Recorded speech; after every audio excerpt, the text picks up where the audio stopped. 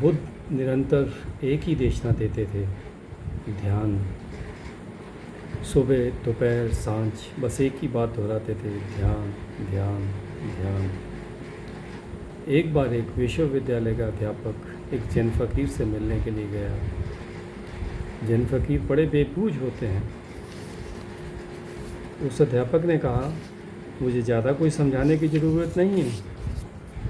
मैं पढ़ा लिखा आदमी हूँ, शास्त्र से परिचित हूँ। बौद्ध शास्त्रों का मैंने खूब अध्ययन किया है, उसी में मैं पारंगत हूँ। इसलिए आप मुझे संक्षिप्त में भी कहेंगे तो मैं समझ जाऊँगा। इसलिए लंबे प्रवचन की ज़रूरत नहीं, बस आप मुझे सार की बात कहें। आपने जो पाया है उसे संक्षिप्त में कह दें।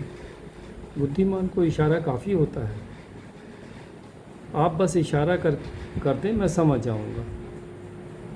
उसने कहा। वह फ़कीर चुप ही बैठा रहा, एक शब्द ना बोला। थोड़ी देर चुप्पी रही, फिर उस अध्यापक ने पूछा, आप कुछ कहते नहीं? उस फ़कीर ने कहा, मैंने कहा, बहुत कुछ कहा। मौन ही तो सार है। तुम समझे नहीं, चूक गए। तुम्हें भ्रांति है कि तुम बुद्धिमान हो। मैं चुप रहा। मेरी चुप्पी से ज़्यादा और क्या कहूँ? यही सार है सारे अनुभव का। मैं शांत रहा। तुम्हारे पास आंखें होती तो तुम देख लेते।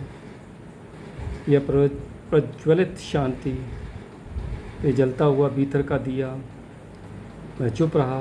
तुमने ही कहा था कि ज़्यादा मत कहना, शब्द में तो ज़्यादा हो जाएगा। मैंने उतना ही कहा जितना कहना ज़रूरी था। मैं सिर्फ मौजूद था, लेकिन तुम चूक गए। उस अध्यापक ने कहा, ठीक कहा है, आप ठीक कहते हैं। इतनी गहरी मेरी समझ नहीं है। एक आध दो शब्दों का उपयोग करेंगे तो चलेगा, फिर से कहें। तो उसने कुछ बोला नहीं, रेत पर बैठा था, अंगुली से रेत पर लिख दिया, ध्यान। अध्यापक ने कहा, इतने से भी काम नहीं चलेगा, कुछ थोड़ा और कहें। फिर बोलते क्यों नहीं? रेत पर लिखने की क्या ज़रूरत है? उस फ़कीर ने कहा, बोलने से यहाँ की शांति भंग होगी। ध्यान शब्द तो बोल दूँगा, लेकिन ध्यान की यहाँ जो अवस्था बनी है वह भंग होगी।